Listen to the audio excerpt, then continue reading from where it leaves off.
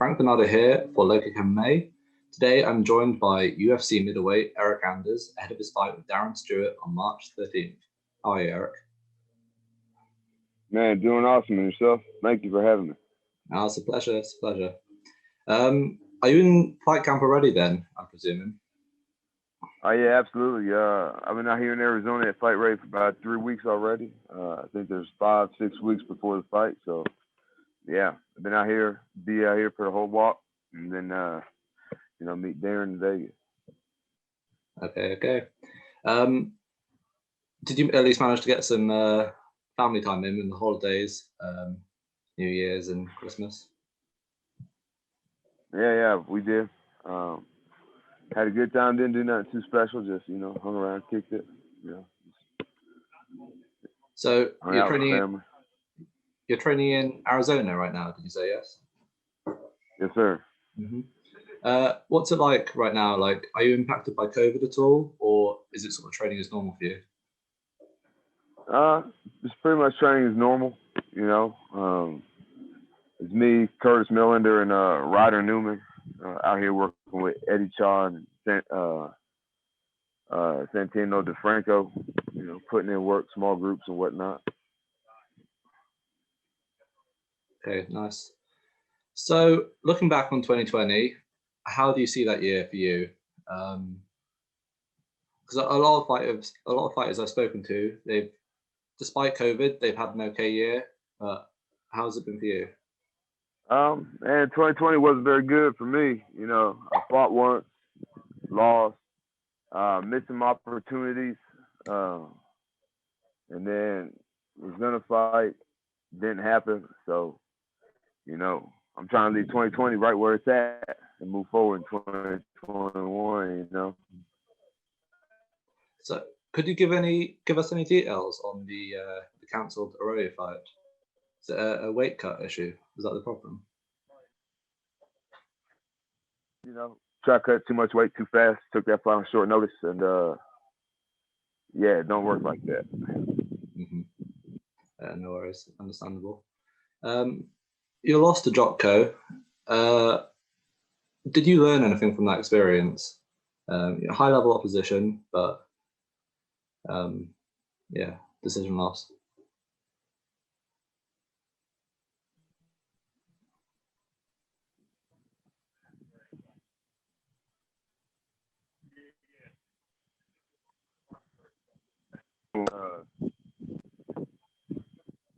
What was that? Can you repeat that?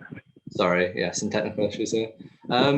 Just on your fight with Krzysztof Jotko, what experiences and what do you take away from that fight? Have you used it to change your training camp at all? Are you implementing anything new? Yeah, man, you gotta work harder. You just gotta work harder. Finish takedowns. Do more damage. Be busier, I guess. Look to finish fights and stuff like that. So your next opponent, Darren Stewart, what do you make of him? Have you studied him? What are his strengths and weaknesses that stand out to you? Man, he's got a lot of strengths. Strong, powerful, fast. Has all the physical attributes. Hits hard. Really good boxer, kickboxer. It'd be a good scrap. I think his strength and my strength are the same. So I think we go out there and see whose strength is stronger, I guess. Yeah, I'd love to hear it. Do you see yourself having a particular route to victory, or is it just going to be a battle of wills between the two of you? Man, I think in every fight there's a mental game going on as well as the physical stuff that you see. But I think we'll meet in the middle, trade, be more of like a technical brawl, if you will. Okay. Do you know where the fight is taking place yet? Because I don't think it's been announced officially. I believe it's Las Vegas. It was I think at first they wanted to do it in London, but the UK, shut down obviously because of COVID and stuff still. So, they went ahead and moved it to Vegas. Okay. So you're going to be on the undercard of Hamzat Chimaev. What are your thoughts on his insanely quick rise, the push by the UFC? What are your thoughts on him in general? Well, he seems to be prepared mentally. You know, he's gone out there and finished everybody that he's fought. Devastating advantage. He's so dominant in his fights. It's clear that he probably does need to be fighting the upper echelon of fighters already. What are your thoughts on fighters like yourself? Like, I think you'd probably say you're a veteran of the UFC by now. You've got a good amount of wins and a few losses, but you're an established figure within the UFC roster.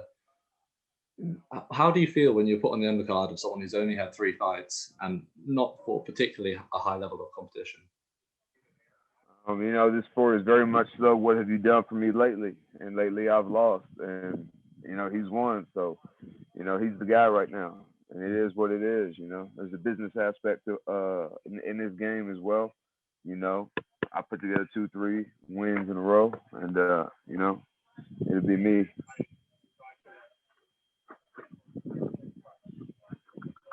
Okay. Well, you took a short stint up into light heavyweight, I believe, but you're now back down at middleweight now. However, Israel Adesanya, the champ, he's headed up to light heavyweight now. What are your thoughts on that?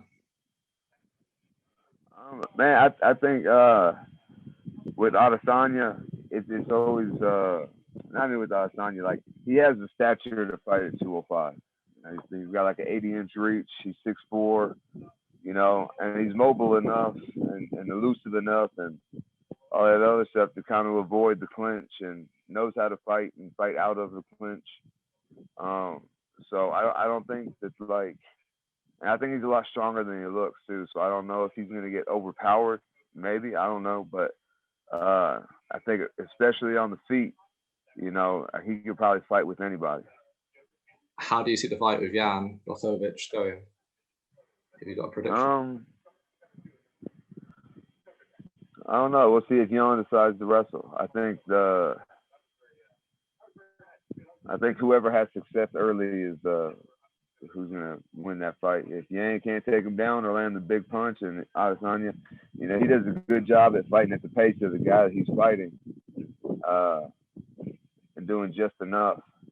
Sometimes if he doesn't finish a guy, so I could see him pointing up beyond, getting retired, and maybe finishing in that 4th or 5th round.